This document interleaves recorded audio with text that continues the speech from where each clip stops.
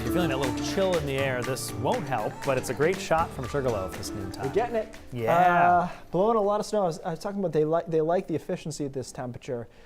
Clearly. You got to account for that wind, though. We're losing quite a bit there to the left side. It is moving quickly. But that's good. Sometimes you'll go into glades and there's a lot of snow, and you're like, where'd that come from? That's where it came from. This day right here is where that came from. Blew in there. All right, so it's chilly. It's quiet today, but we've got a more complicated pattern for the end of the week. Yeah, I'm intrigued by this. I hadn't looked since Thanksgiving, and I was like, ooh, this is interesting. So we're gonna discuss that. Yeah. First, though, it's chilly. 3 in Rangeley. That's probably the closest facsimile to what we just showed you in the Carrabassett Valley there.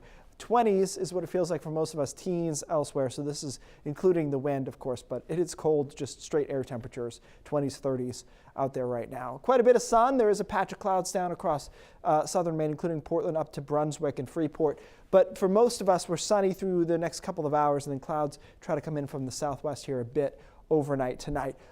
Big picture-wise, today, tomorrow, first half of Friday, quiet. Big ridge of high pressure in place here. Things trying to skirt around the edges of it, and then eventually a low will swing around the west side of this, and that's what will make our life more interesting for the weekend. So, hour by hour forecast here today. Mixture of sun and clouds. Temperatures don't get that warm. The wind continues to kick, so it's a chilly day for sure. Drop down to the 20s tonight, teens, single digits into the mountains easily.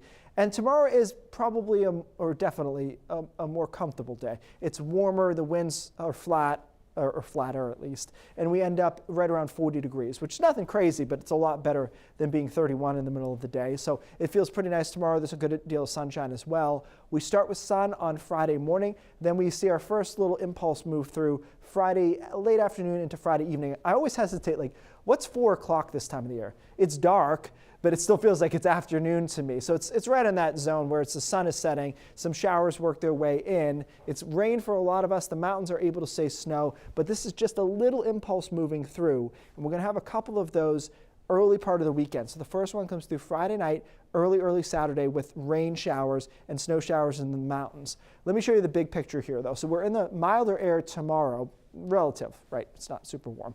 And then here comes a little impulse for Friday afternoon to Friday night. That swings offshore, and then we've got this train of lows trying to move around this ridge of high pressure. So basically this ridge isn't strong enough to prevent these storms, it looks like, from hitting us, but it is messing with their development. And so there's a low that comes in here and misses us on Saturday, but another one comes in on Sunday, and that's the one that's really interesting because the models can't really resolve what's going to happen. So here's your Friday afternoon, Friday night. Here's another chance of a sprinkle, perhaps Saturday afternoon, and then Sunday, there's a chance of some rain showers during the day and snow inland. Sunday night into Monday is what we're trying to figure out. And this is super weird. There's a low here, a low trying to be here, and they pivot around each other. So this particular solution, Sunday night, Monday, is a fairly reasonable snowstorm, but I don't have a lot of confidence in it because it doesn't make any sense. So a low out here, another low here, one trying to develop in Cincinnati. So all we can really say right now is Sunday night into Monday is probably stormy. I just don't know exactly how that's going to play out yet. And when the most sophisticated computer model in the world, the European, doesn't know, I don't know either. So we'll keep an eye on it. It's definitely got a look of like something's going to hit us there. I just don't know what it is. And Todd probably put it more succinctly. Still watching. How about that? Okay, always flair. On Monday. Yeah. But I just want to talk about this weekend quickly. It's not bad, even though we've got a lot of stuff in there. I think your chance of a sprinkle is early Saturday and then very late, like sunset or after. So during the day is fine.